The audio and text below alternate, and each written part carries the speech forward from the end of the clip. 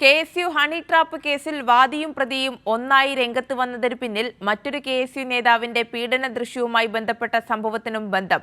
കൊല്ലത്തെ KSU നേതാവിന്റെ ദൃശ്യം എതിർ ഗ്രൂപ്പിൽപ്പെട്ടവർ പുറത്തുവിടാതിരിക്കാനുള്ള മുൻകരുതലിന് വേണ്ടിയായിരുന്നു KSU ജനറൽ സെക്രട്ടറിക്കെതിരെ പുറത്തുവന്ന ഓഡിയോ ക്ലിപ്പ്.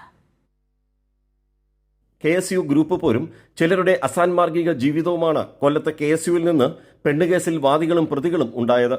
കൊല്ലത്തെ ഒരു ജില്ലാ നേതാവ് തിരുവനന്തപുരത്തെ ഫ്ളാറ്റിൽ വെച്ച് ഒരു KSU പ്രവർത്തകയുമായുള്ള സ്വകാര്യ വീഡിയോ ദൃശ്യം പുറത്തായി. ഇതിന് പിന്നിൽ എതിർ ഗ്രൂപ്പാണെന്നായിരുന്നു ജില്ലാ നേതാവ് കരുതിയത്. ഇതിന് മറുമരുന്ന് എന്ന നിലയിലായിരുന്നു KSU സംസ്ഥാന ജനറൽ സെക്രട്ടറിക്കെതിരെ സ്ത്രീപീഡനത്തിന്റെ തെളിവായി പുറത്തുവന്ന 19 സെക്കൻഡ് ഓഡിയോ ശകലം. നിലവിലെ പ്രതികൾ ഇതുപയോഗിച്ച് ആഷിഖിനെ നന്നായി ഭീഷണിപ്പെടുത്തി. ഇക്കാര്യം കോടതി നിർദ്ദേശപ്രകാരമുള്ള പോലീസ് FIRൽ തന്നെ പറയുന്നുണ്ട്.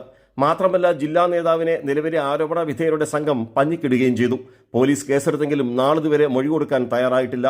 അതേസമയം വാദിയും പ്രതികളും തങ്ങളെ തമ്മിലടിപ്പിച്ചത് സസ്പെൻഷനിലായിരുന്ന KSU നേതാവാണെന്ന് കണ്ടെത്തി. അങ്ങനെ ഫേക്കാണെന്ന് നമുക്ക് മനസ്സിലാക്കാനുണ്ടായ സാഹചര്യം ഈ ഇതിന് തയ്യാറാക്കപ്പെട്ടിരിക്കുന്ന ആളിൻ്റെ സ്ഥാപനത്തിൽ ജോലി ചെയ്യുന്ന ആളാണ് ഈ വനിതയെന്ന് നമുക്ക് മനസ്സിലായി.